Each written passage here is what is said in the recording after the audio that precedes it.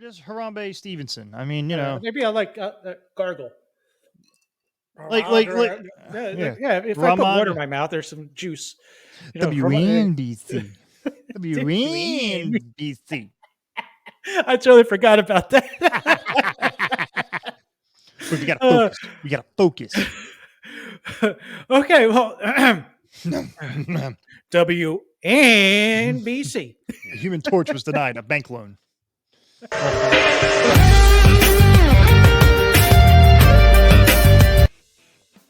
Woo! It's week 2, buddy. Oh, woo! Yeah. Week 2. All right. Well, we already got Thursday night out of the way, so we can't really do much about that. That was actually a really good game. I fell asleep. Well, yeah, I mean, you're old, but that was a really good game. I actually took a half day yesterday, so I could watch the game, and I fell asleep during it. Oh, man. It was bad. Oh, well. What can you do? Oh, well. I mean, except for the fact that, like, Justin Herbert's probably going to be out for at least a week. Pat Mahoney is probably going to be out for a game. Really? I missed all that. Oh, yeah. He was limping. He was limping hard. They both were struggling, but that's what I liked about it because they actually stayed in the game. They were like, I'm here. I get turf toe. Well, it's nice to see that Palmer got in the end zone to kind of save everyone's day when I'm sure everyone grabbed him off waivers. It put him in the flex spot. Yeah. Right? Yeah. I mean, it saved the day. He only had like 40 yards, I think. Yeah. I had Eckler, so I got 18 points. Well, he's kind of like he's not running the ball very well this year. I know. I don't know what's going on there. I still got 18 points, and I had Valdez Scantling in. So, well, all right. Well, let's get on to it.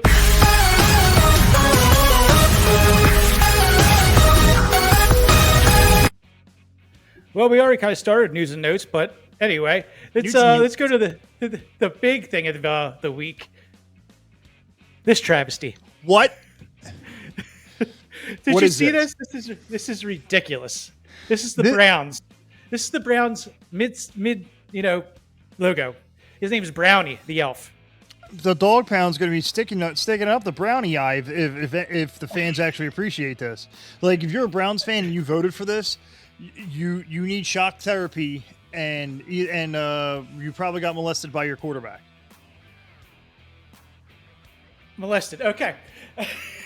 Like, why would you're the dog pound for the 100 years you've been in there? It was always a rough stadium, and it's a rough, tough football town, blue collar. And now you got Brownie the elf. Hi, kids. Yeah, I totally agree. Like, stick a bulldog in the middle of it, call it a day. Right. Call yourselves the damn Bulldogs. Whatever. Well, you know why they're named the Browns. It's after the owner. The owner, right? Back, Coach Brown or whatever. Way back. History lesson for another day. Right, but the whole point is that if you're going to do a mascot and you've already your fans have a self-proclaimed theme, the dog pound, and then fucking it was right there in front of your face. And you went with Brownie the elf? You went with Buddy the elf's stupid cousin? Good catch. Are you done? You're gonna calm down just a smidge.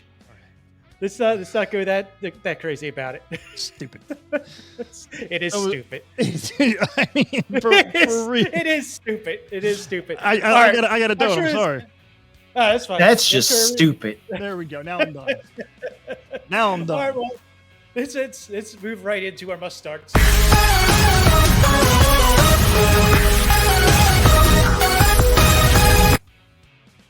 All right, Barfy, we're going to start you off with your must start this week. You went with Carson Wentz. That's right. I went with Brownie the elf. I mean, no, I went with I'm picking this week Carson Wentzylvania Avenue from Washington, the Commanders, and you got to expect, first off, 4 TDs, and even though he got 2 interceptions, you know what? The fact that he played a full game is like the important part. The moral of that story is that Carson Wentz did better than Dak Prescott.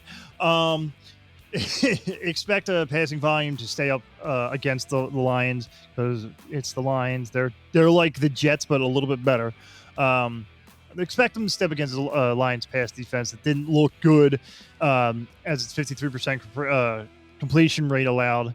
Jalen Hurts actually had his Jalen Hurts, average. wrong team. No, can I tell you the stat that he Yeah, had go against ahead. the line? He had an Oh, EPA. you're comparing. Yeah, he had a dropback of 0.29, which was the fourth highest in the week. And it helps that the Commanders may not be ready to trust Gibson as a pure runner. But there are 2.5 underdogs in this. And the Commanders won't take a huge lead, but this will be a tight game like it was last week. And even if they do, I'm sure they're going to have the ground game to help them chew up the clock. But I expect Wentz to throw, above 35 passes, and he's got the bodies behind him to do it. He's got several hands he can hit. I think he's going to have a good game, and this isn't about what team, it's about the player and who they're playing against. So, fight me. I agree. No, with my waiver show, I definitely said go get Carson Wentz. He has a body of people that he's going to throw the ball to. Curtis Samuels, Terry McLaurin, the rookie Dotson looks solid. Dotson, we got Dotson here. See, no one cares. All right, well, let's move on to mine. I went with Kyler Murray. Though he had a very, very down week last week, only 193 yards, 2 touchdowns. Going against Vegas this week, they ranked 27th against quarterback production in fantasy football. I definitely see a rebound game for him where he's going to probably get his usual 25 to 30 point game.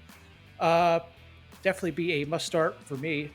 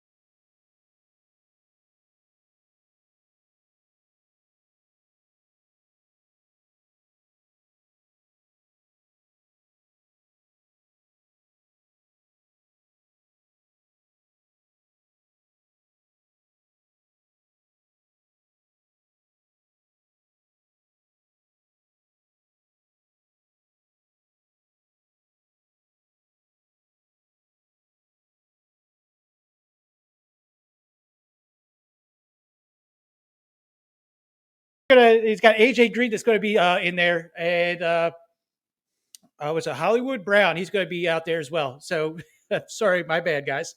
Rogue team got tied up with Las Vegas. Viva! uh, but all right, we'll move on to your running back, Barfy. Hey, did you know, by the way, that the Raiders, they have a new mascot now? They're going with the Las Vegas Garden Gnomes. That's going to be their new mascot. So running back, I went with Kareem Hunt out of the Browns. Not surprisingly, the Browns ranked 7th in run play rate last week, averaging about 52%. That includes the Bears, the 49ers topping the list because they faced off in wet conditions. Hunt played more snaps than Nick Chubb and dominated that in third down plays. He was 16 of 18 third down plays. The Jets do keep a good job against the Ravens running backs. Not surprisingly, the Browns ranked 7th in the run play last week, about 52% of the plays. That includes the Bears and the 49ers at the top of the list because, well, they played in the freaking rain. Hunt played more snaps, about 57%, than Nick Chubb's, only at 51%, and dominated third down plays, 16 of 18. The Jets did a good job of keeping the Ravens running backs from hammering them last week. 3.1 yards per carry, allowed 2 yards per contact. Not that really matters. The Browns obviously are a huge step up in the competition. Hunt posted 85.7 total yards and 15.1 catches per game in his past 6 playings in tandem with Chubb, with 7 total touchdowns. And he's a beast. Yeah, I agree. Kareem Hunt's going to have a week this week. Continue down the list. We got Mixon for me. Mixon, though, he only had 82 yards last week, a 3.0 carry average.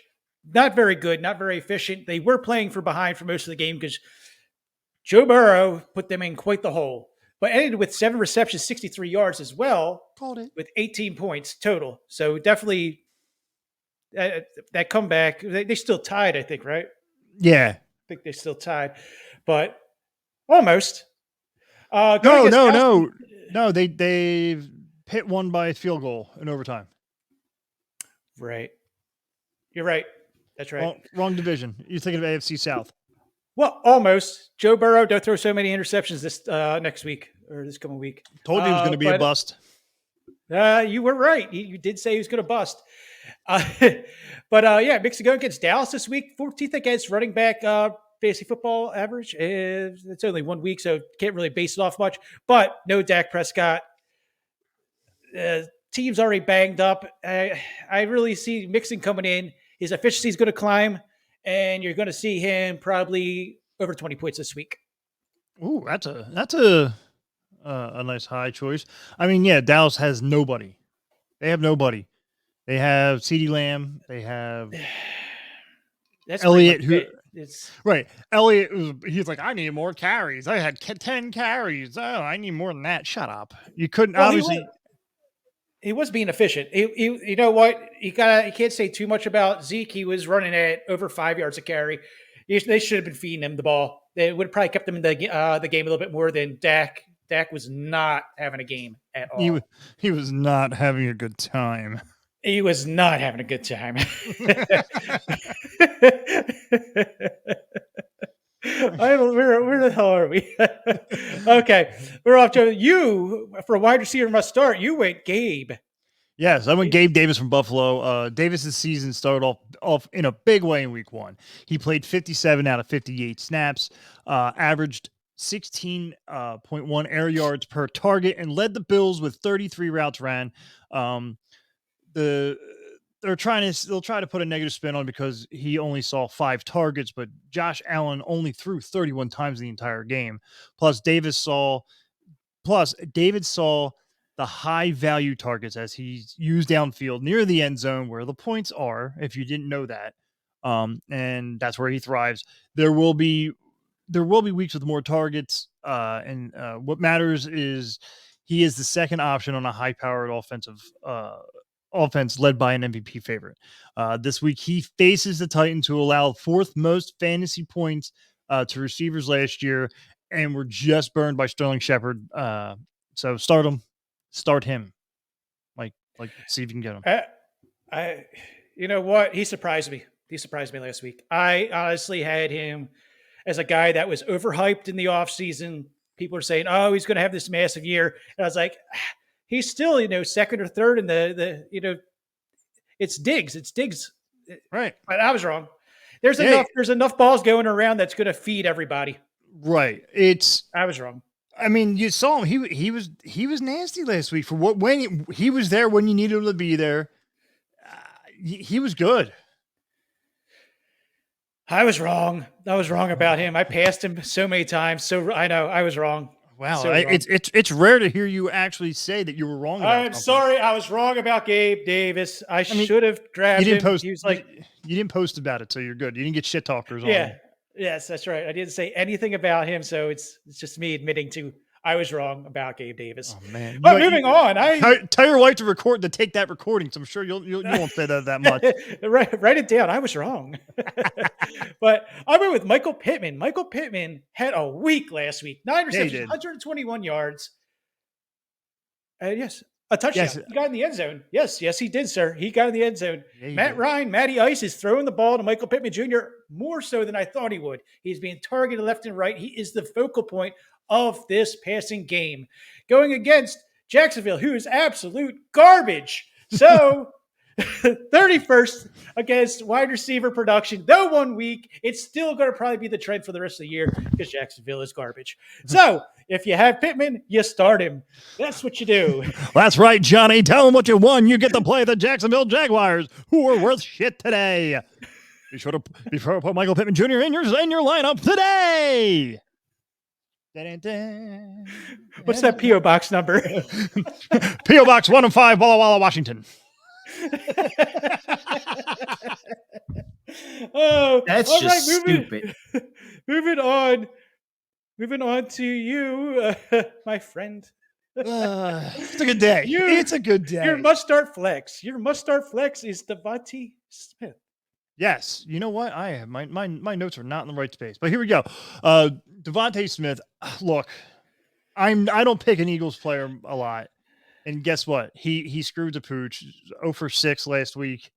But this is a good flex spot. Like if you don't got anybody, like I'll tell you right now, I don't have any good bench players. I really don't. I mean, but so right now I'm scraping the barrel as everyone else must be. But I'm having a problem. Most of y'all are having problems. So I can't say the targets will be plentiful, but I do think Eagles can beat the Vikings on a play action passing.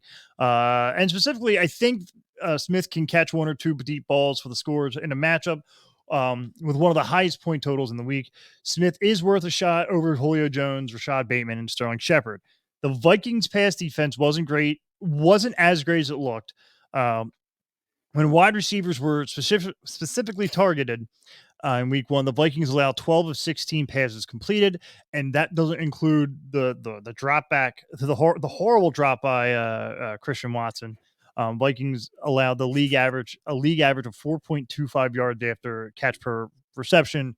And they also would have a tough time defending both Devonte Smith and A.J. Brown. So they're going to double team A.J. Brown. He came shine like a diamond last week. So they're going to try to do double coverage with him.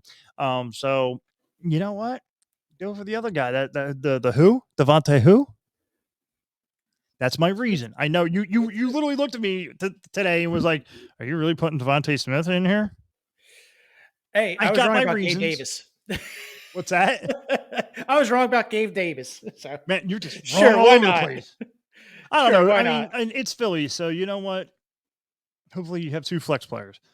You know, they've been known to let me down. Did you? You did. All right. I just looked at that. You totally put PHL in there, like freaking airport.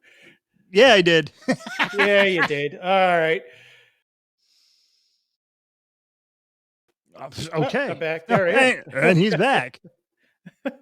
Hi, welcome back. Do you need a warm towel?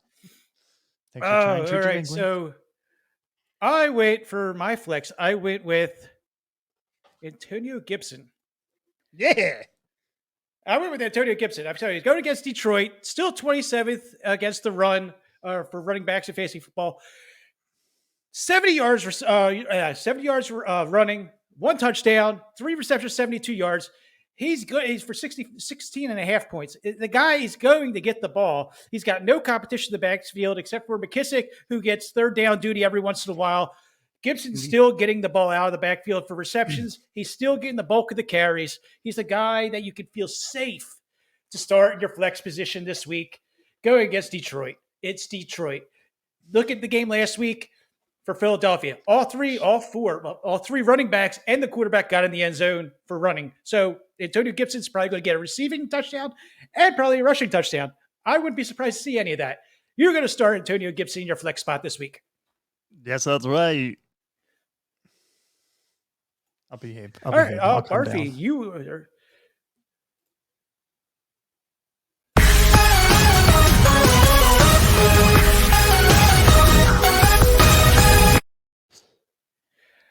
All right, got the jams, man.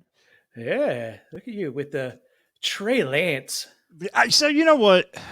I know you can't judge that game, and you can't judge his week one because it was just a slide fest. I mean, before the Chicago rain turned Soldier Field into the world's largest slip and slide, Lance completed 8 out of 14 throws for 121 yards, and that's 8.6 yards per attempt, which isn't bad.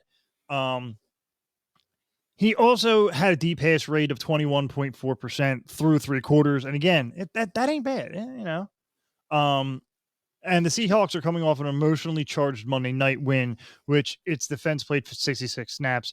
Notably, the pass defense allowed 340 pass yards and 7.93 yards after catch per reception, fourth most in week one.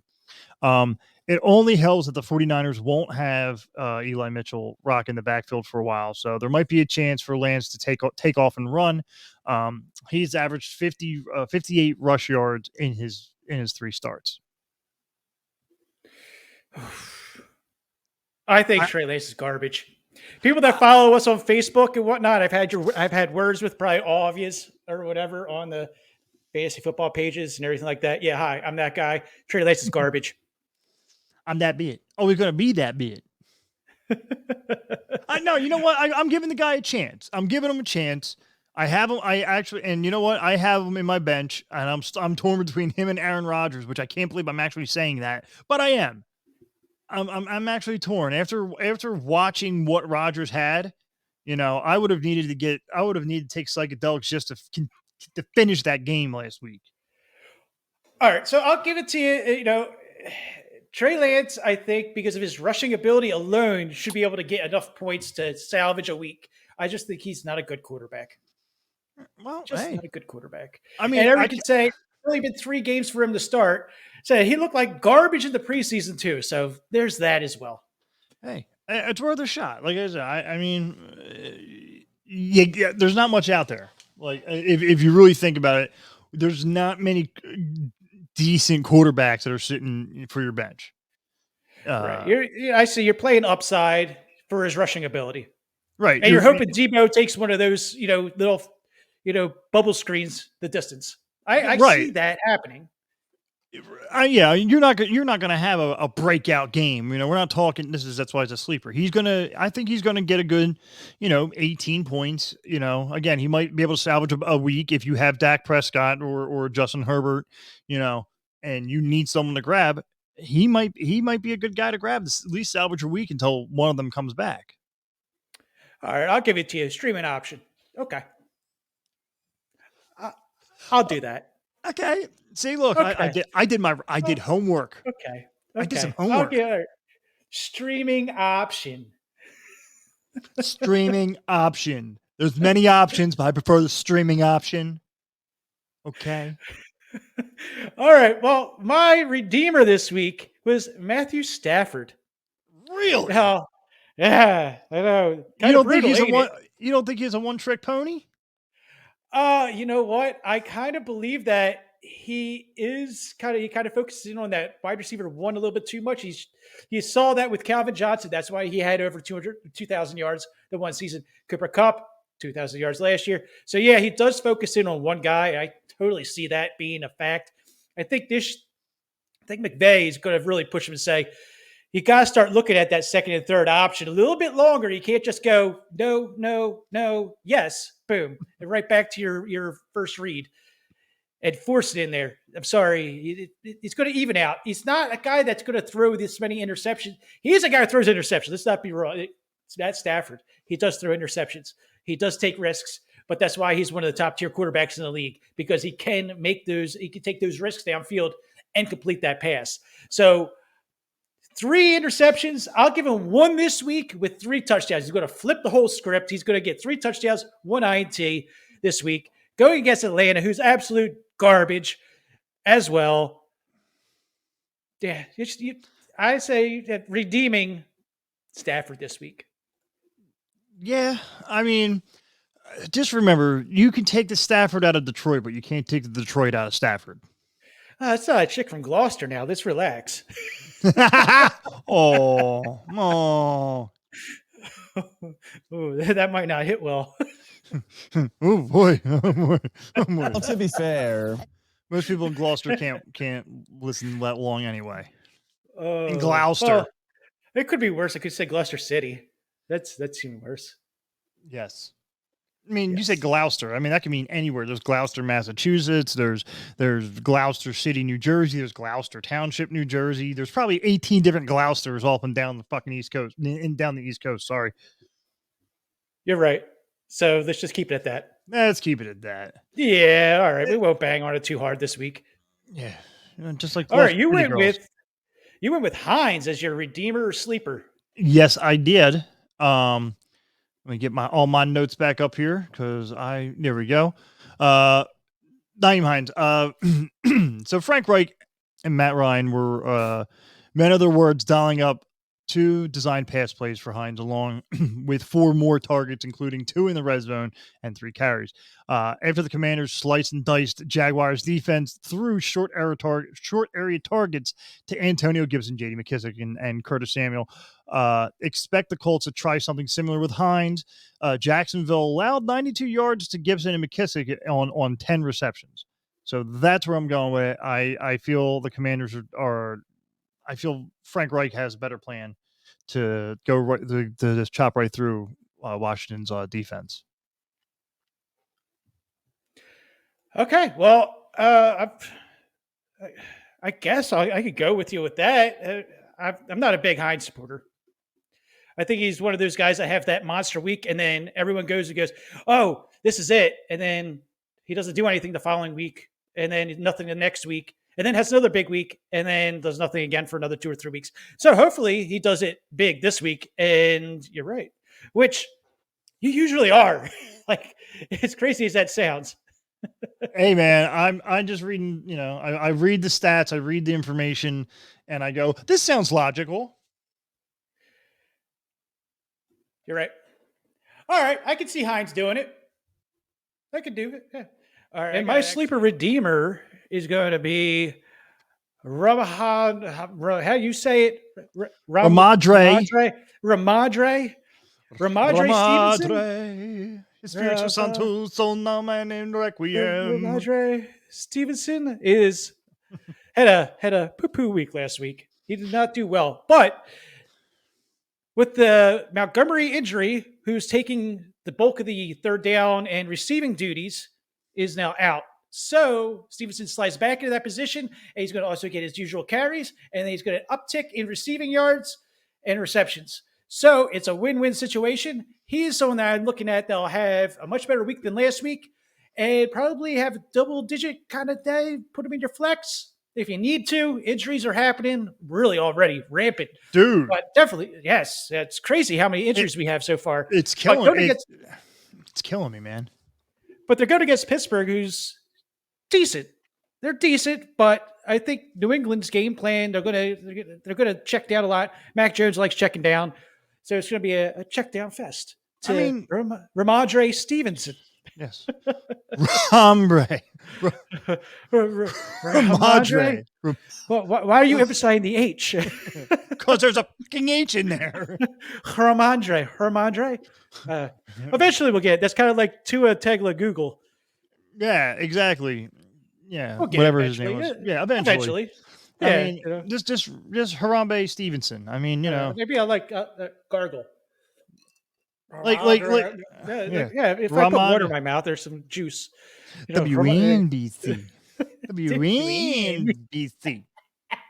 I totally forgot about that. But we gotta focus. We gotta focus. Okay, well, WNBC. Human Torch was denied a bank loan. Oh my goodness! All right, so moving on to your sleeper redeemer. Not too familiar with it, so tell me more. So in his very first NFL game, Phillips has had 29% target share, along with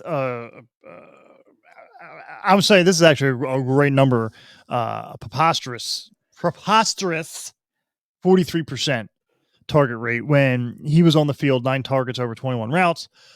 A good dose of his targets and catches came when the Titans found themselves in a close game, 4 grabs in the fourth quarter. Expect another game from Tennessee where they're not playing with a big lead. Mike Vrabel's crew have played the Bills.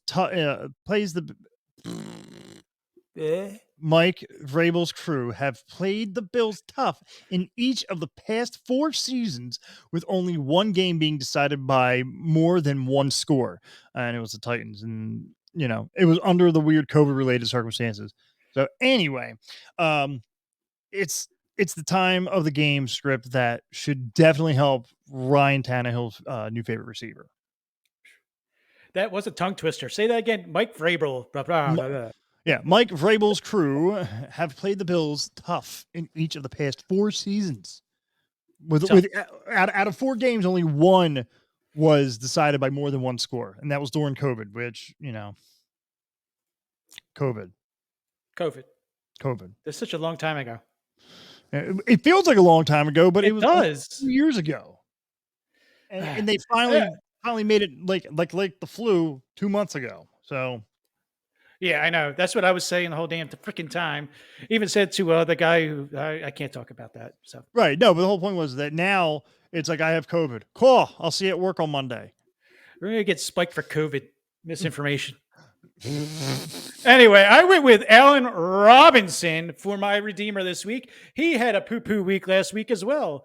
He had only 1 reception, I think, on 3 targets for 12 yards. But like we said earlier with Matthew Stafford's going to improve. He's going to start looking at his second, third, fourth options because he has to. You can't just focus on Kupp. You're going to get the guy hurt because he can't sit there and take 15 targets a game and get slaughtered every time he gets the ball in his hands. So Allen Robinson's going to see his chunk of targets this week where he will catch the ball and he will get in the end zone. Most of these are going to probably roster him as your wide receiver 2. You probably draft him as your wide receiver 2. I wouldn't be like, yay, Allen Robinson all that much quickly. Flex option, I can see it, definitely, especially if you say had, Allen from, San Diego, and you're just looking for someone to start in his place or whatever. And you're kind of like, oh, I have Allen Robinson, but I don't want to. I think you're going to be all right putting him in your flex spot. Should be all right. Hold on. I have a phone call. Hold on, I have a phone call. Hello? Oh, Matt Stafford, how you doing? Yeah, I called to let you know that there's more than one receiver on the field at a time. I'm just saying, you have a second, a third, and then sometimes a fourth. So if you want to look at the rest of the field, that'd be great. Yeah, this isn't Denver. Detroit. Whatever team you played for before, that didn't make no sense anyway. Cool. Thanks. Broncos Nation, let's ride. Nay. With that evil freaking horse that they have at the airport, that thing would give me nightmares. Denver Airport's creepy. Very creepy. That's very creepy. That's for conspiracy theory hour. Yeah, that's a whole nother different thing. Right. But all right, we can't go that quick. We go to slow it down.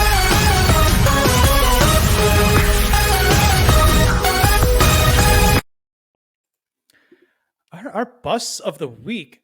I'm excited for this because you, my friend, have never done this, and you're doing it. I can't believe you're doing it. I'm doing it. All right, I'm going to say it. I'm going to do it. Tom Brady's going to be a bust this week. He's going to be a bust. I know. Some of you are sitting there going, "Oh hell but he's going to be a bust. Why is he going to be a bust? If you ask, if you're starting 80 Brady, it's because you can't bring yourself to bench the GOAT. Trust me, I'm there with you. There's a support group for us all. But I'm going to tell you right now, you could start Wentz, you could start Aaron Rodgers, you could start Matt Stafford, because at least, whatever. So since Brady has joined the Bucs, and this is why, kids, so pay attention. This is not personal, even though I could do without Brady, but either way, since joining the Bucs, Brady has gone one game with more than 23 fantasy points against the Saints. Think about this. Since he's joined the Bucs, he's the GOAT, but for some odd reason, the Saints are his Achilles heel. And he played 2 games, only got 5 points, under 5 points. All right. So, to be fair with this, to be fair, Brady's typically posted better numbers against the Saints in his first meetings before completely wilting in the second. Both first meetings have been in New Orleans, but Brady has it tough this week. Chris Godwin's out. Mike Evans' calf is hurt. Russell Cage's hamstring isn't all the way back. Gronkowski's gone. Antonio Brown is rapping somewhere, and somehow Julio Jones is Brady's healthiest receiver. Are we paying attention, people? Follow the bouncing ball. Yeah, come on, follow. Focus, kids. Camera, focus too. He's got nobody. And the offensive line that has been an issue for Brady is going to get a serious test from a defensive front that has pestered Brady for the past 3 has pestered Brady in the with at least 3 sacks since 2021. So no, do not. And as bad as the Saints defense played last week against the Falcons, they still held them to under 225 passing yards. Do not play Brady. If you have someone else, play them. Play Carson Wentz. I said it earlier. Play Carson Wentz. Ooh, you really dug deep and really put some hatred behind that. And you know what? It's a shame. Where did Brady kiss you? I'm still salty from the Super Bowl 2007 or 2000. What year was that? 2000. That was 05. Was it 05? I'm still salty about that. Or 05, right? Something like that. Yeah, I think everyone is. But that's more. You got to be mad at Vinatieri more than anything. I don't give a shit who. Was Tom Brady the quarterback? Yes. I guess. Yes. Yeah. And were they not cheating? Yes. Well, if you're not cheating, you're not trying. Well, I mean, if you ain't first, you're last. I get it there, Ricky Booby. But it's still, I know people are going to get mad for saying that. They're probably like, fuck this guy. We're not watching the show anymore. Crap, sorry. I'm trying not to say the F word. But, yeah, sorry, folks. I know you don't like me, but deal with it. All right. Well, my bust of the week. Oh, wait. Hold that thought. I'm about to bust. Okay. All right. I went with Kamara. He was my must start last week. Oh, I am sorry, guys. I am sorry. Didn't you tell me to draft him? Well, no, I don't think so. I've never been a Kamara first round guy.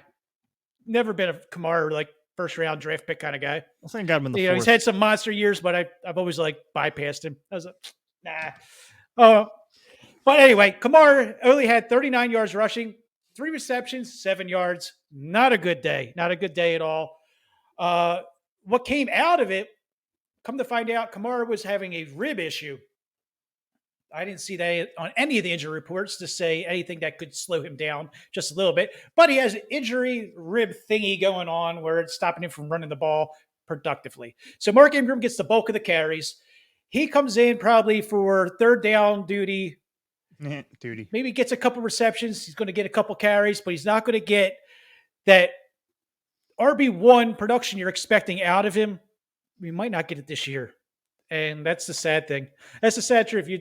It's like I really like how your video that you're showing just showed a Taysom Hill touchdown and not Alvin Kamara. Yeah. Taysom Hill had more rushing yards and more receiving yards, and a touchdown or whatever. But that's that. I wouldn't trust Taysom Hill either because it's guy that only gets 9 touches a game or something like that. Right. But anyway, Kamara probably not going to be this week. Going against Tampa Bay. They're 4th against running back production. It's probably not this week. You're going to have to start because of draft capital, but I'm not going to expect much out of him. That's the way you're going to look at it. is you're going to hope he gets in for a touchdown, and he just might because Jameis Winston could still hit him on the flat and he could still take it. But again, from years prior, the issue you have is years prior, not a lot of options to throw the ball to and everything like that. This year, they have an ample offense, lots of mouths to feed, and Kamara is not going to be that guy that's going to get 80, 90 receptions this year as a running back. It's not going to happen. And no one really saw this coming. No one really expected. Everyone was like, Saints offense is okay, I guess. Because you look at Jameis Winston, he's all right. He looks like he's a little bit more better than all right. Like I said, go pick him up on waivers. And I said the last couple of weeks, roster the guy so you don't have to waste your fab or your waiver wire position in grabbing him. But yeah, so Alvin Kamara is a no-go this week. Sorry, gang. Sad face. Sad. I'm about to bust. Oh.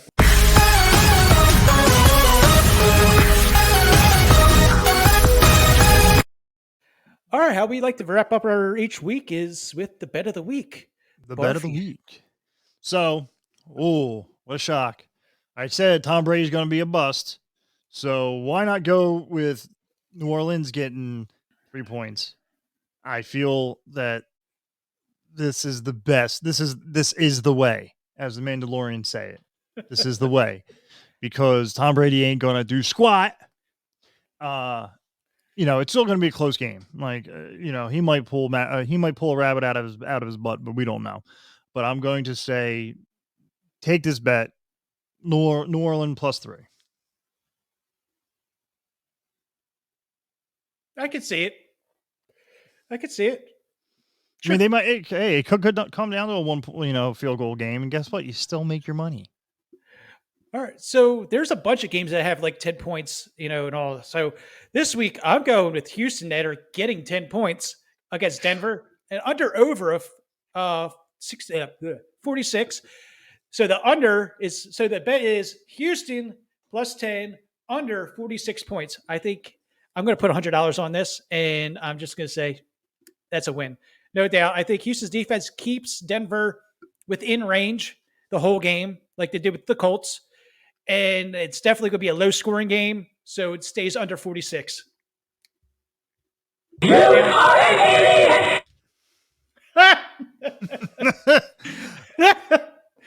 Under 46? Okay. Now, here's the question. So, hypothetically, let's say it's 26-17. Now, the 10 points that they're giving. Is that going to be, does that add on to the point, to the spread, or no? The 26. Say the score is 26-17. 20. So Denver wins 26-17. And you're given 10 points, and you're saying the over-under is 46. The under is 46. That was what you're going with. Right. So that total point would be 43. So that's a good, it wins. So the 10 points that they're giving doesn't count. Well, you have to think. So the score would be in real. All right, so reality, it's 17 Houston, 26 Denver. So 17 plus 10 is 27 to 26. Houston wins that. Then it's still under 46. So you win both those bets. Okay, so they do get when they give 10 points, that's included in the under or the over. Oh yeah, the points. No.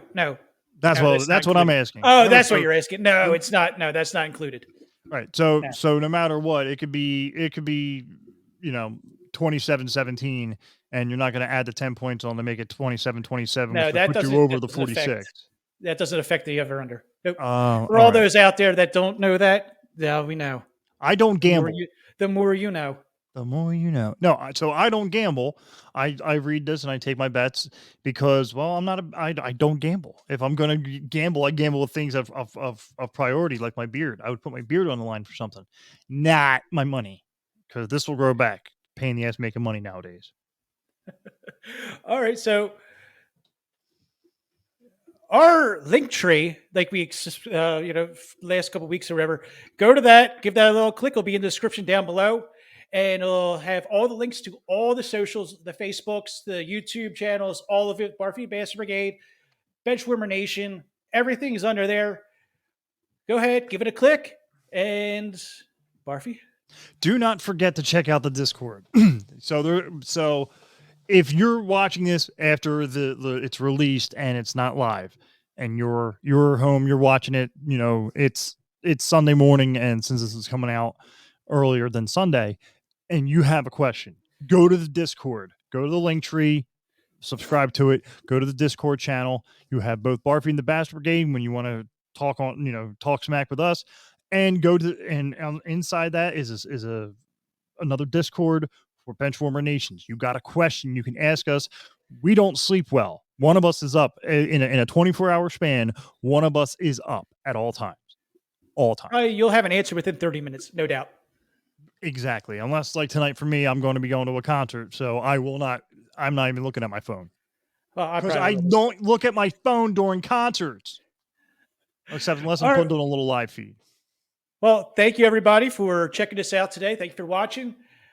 Tuesdays, we drop a new episode of Barfy the Bastard Brigade and also Waiver Wire under 2 minutes or less. Or 2 minutes or less. Barfy the Bastard Brigade's not this Tuesday, next Tuesday. We're bi-monthly. Yes. Yeah. Gotcha. All right, guys. Quality content. Hey, quality.